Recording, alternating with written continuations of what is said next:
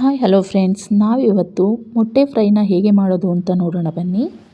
ದೋಸೆ ಚಪಾತಿಗೆಲ್ಲ ಒಳ್ಳೆ ಕಾಂಬಿನೇಷನು.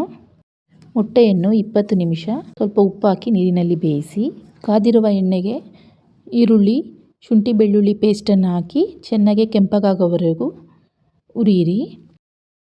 ಒಂದೆರಡು ಹಸಿಮೆಣಸಿನಕಾಯಿ, 2 ಟೊಮೊಟೊವನ್ನು ಮೆತ್ತಗಾಗುವವರೆಗೂ ಒಂದು 5 ನಿಮಿಷ ಚೆನ್ನಾಗಿ ಬೇಯಿಸಿ.